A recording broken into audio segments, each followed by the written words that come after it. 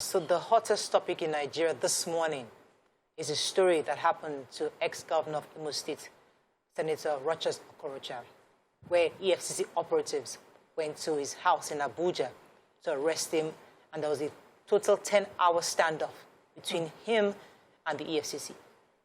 And the videos coming in from his house and the compound went viral because pictures were coming in from inside the house. People were recording him, seeing how EFCC were trying to barge in and breaking through the ceiling to come in to arrest him. Now, let me give a bit of a background story to this for those of you that have no idea what happened. So back in I think 24th of March, 2022, there was a 17-count charge that was filed to court about diversion of public funds and properties to the tune of 2.9 billion naira against Senator Okorocha. Now, the case was assigned to Justice Eko of the Federal High Court in Abuja. Attempts, twice I'm told, I read in the papers, to get him to appear in court failed. Also, he evaded the service a few times. Now, according to the judge, on March 28th, the judge said, this is the last time I'm going to adjourn this case. Bring him to court to face trial. It was on this basis the EFCC used that to go and arrest Senator Okorocha in his house. So there is obviously a standing order for his arrest, granted. But the conversation is, how do you go about arresting somebody, especially of that caliber? This is an ex-governor of a state. This is somebody who is a member of the ruling party. These are factors that made that the average Nigerian can understand that, can't you make a call? At least, yes, you should appear, but the manner in which it was done is the conversation we're having this morning. What are your thoughts on this when you saw this video? I mean, when I saw the videos yesterday, I thought this is wrong. It just came across as wrong, and the EFCC came across as being unprofessional. And of course, some of the questions that were asked is, did they have a warrant of arrest with them? Was there a letter of invitation? Now, given the background story that you just read, yes, we can see that he has been invited many times and he has evaded arrest or going to visit EFCC. But we also remember that there was a time he told us about a court order that he had gotten barring EFCC from arresting him because it was seen as just harassment, really, like they didn't have a case against him.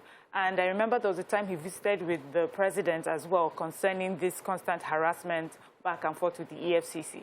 So if there's a court order, you see, this is where the judiciary just confuses me. Who gave the court order saying to EFCC to not go ahead to arrest this person? And then he has a case in court where he's supposed to appear there. So given that legality aside, it just did not look right. It looked like we're looking for a murderer. Yeah. You know, this is how I would want us to set for Boko Haram and, you know, those terrorists and kidnappers that are on rampage.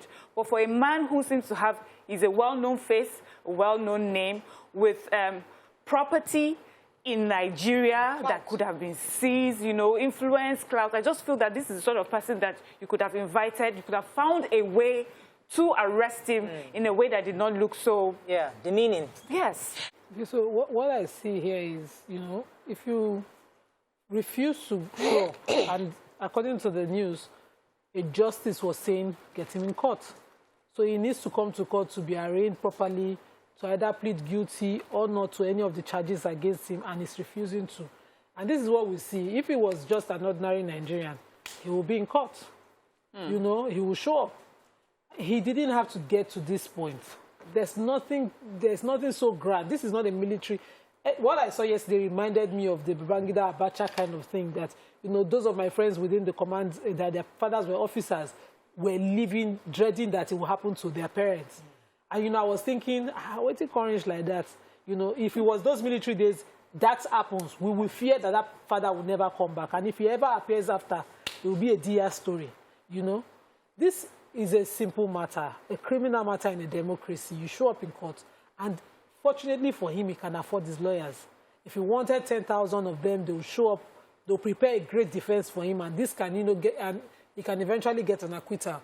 But to allow this grand, you know, drama happen, so cameras were everywhere, people had to go online, all the online news, Sahara reporters, all of them had news about you know, an arrest, it was just too much drama for me. For me, it was demeaning of his person. Yes. And so, more so because he allowed it.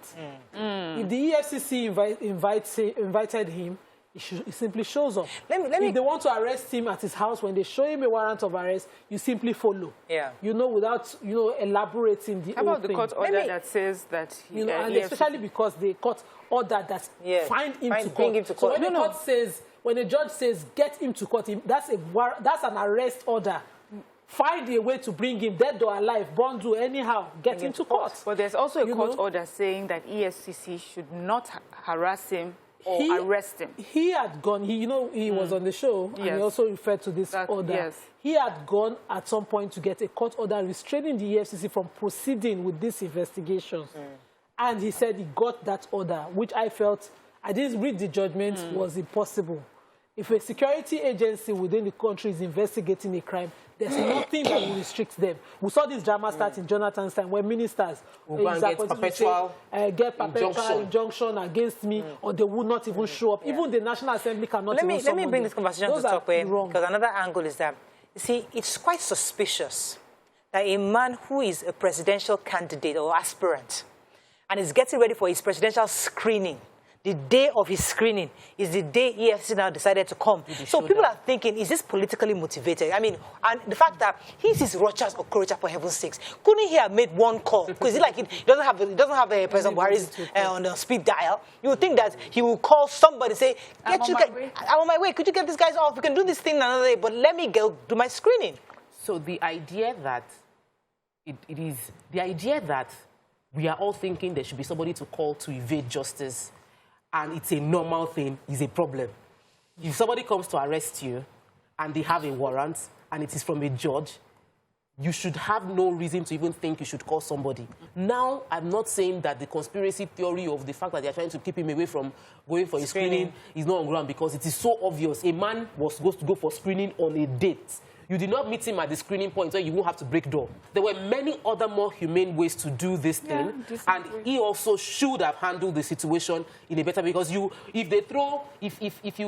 a pig wants to get into a fight with you, there's a way you handle the situation so that you don't get mixed with the deaths of that situation.